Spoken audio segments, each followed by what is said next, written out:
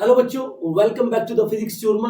आज का जो टॉपिक है वो है refraction by multiple spherical surfaces. बच्चों, आपने आपने ये टॉपिक तो पक्का पढ़ा होगा कि जब इस तरह के मीडियम हो और मीडियम की सरफेसेस एक दूसरे के पैरेलल हो और यहाँ का रिफ्रैक्टिव इंडेक्स μ1 हो, यहाँ का रिफ्रैक्टिव इंडेक्स μ2 हो, यहाँ का रिफ्रैक्टिव इंडेक्स μ3 हो, सो ऑन। मान लेते हैं यहाँ पे इंसिडेंट एंगल I है और लाइट रेयर टू डेंसर जा रही है, तो ये R है। तो आप क्या लगाते आए हो, μ1 sine of I is equal to μ2 sine of R। इसका मतलब आप यहां लिख सकते हो mu sine of incident angle is equal to constant.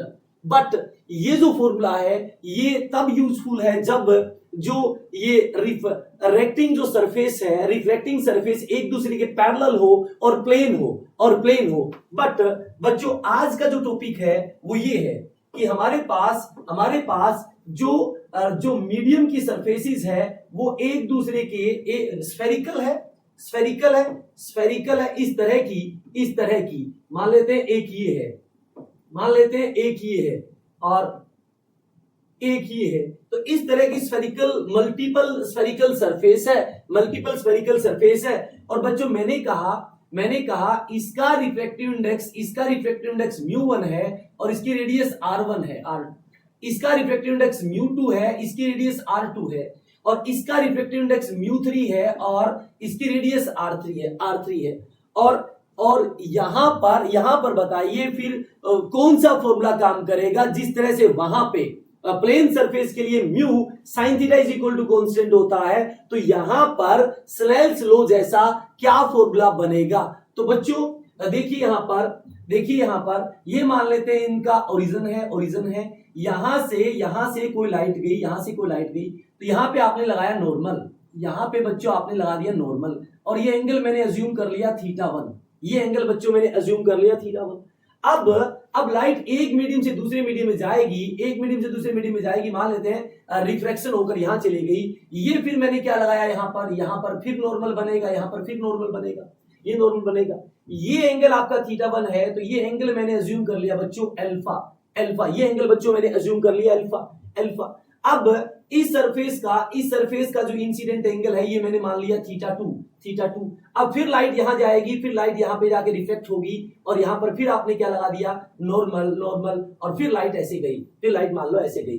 तो बच्चों, आप इस ट्रायंगल के ऊपर फोकस करें, इस ट्रायंगल को ध्यान से देखिए।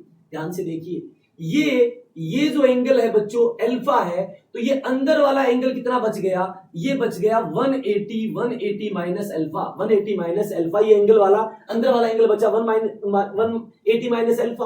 और मुझे पता है ये एंगल आपका θ2 है। और ये जो रेडियस है बच्चों, ये जो रेडियस है ये है R1, ये है बच्चों R1, और ये जो है ये है बच्चों R2, ये है R2। यहां पे यदि हम वेक्टर का लेविस थ्योरम यूज करें तो हमें पता है ये एंगल θ2 है, तो साइन θ2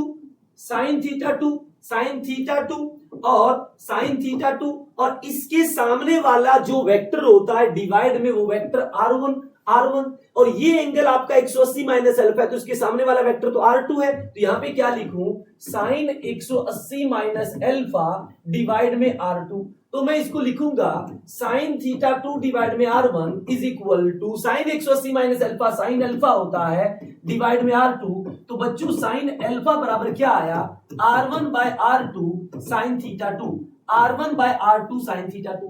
अब मैं बच्चों कहूं कि पहले सरफेस के ऊपर स्नेल्स लॉ लगाइए, तो पहले सरफेस पे स्नेल्स लॉ क्या होगा, μ1 साइन θ1, क्योंकि इनका इंसिडेंट एंगल θ1 है, इज इक्वल टू μ2 साइन, वहां पे एंगल ऑफ रिफ्लेक्शन आपका अल्फा है, तो साइन अल्फा, और ये रहा साइन अल्फा की वैल्यू, तो ये आया μ1 sine θ1 is equal to μ2 sine alpha की वैल्यू कितनी आई, R1 bye R2 into sine θ2।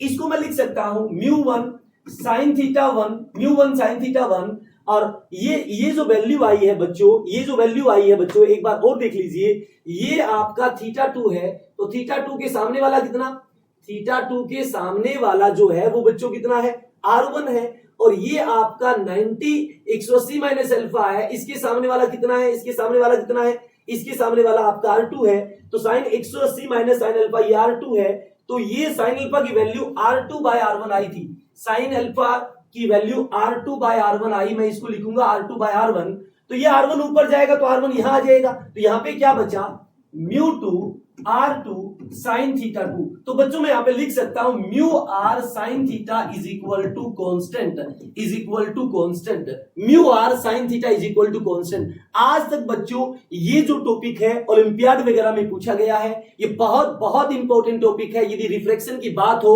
अर्थ के बाहर एटमॉस्फेयर में यदि रिफ्लेक्शन है और वहां से कोई जुड़ा हुआ सवाल आपको दिखे, तो वहां पर यही कंसेप्ट आपको लगाना पड़ेगा, वहां पर आपको लिखना पड़ेगा दो सरफेस के लिए μ1 R1 sin θ1 is equal to μ2 R2 sin θ2। बच्चों यदि आपका ये कंसेप्ट क्लियर हुआ, एक बार फिजिक्स शोरमा को लाइक एंड सब्सक्राइब जरूर करें।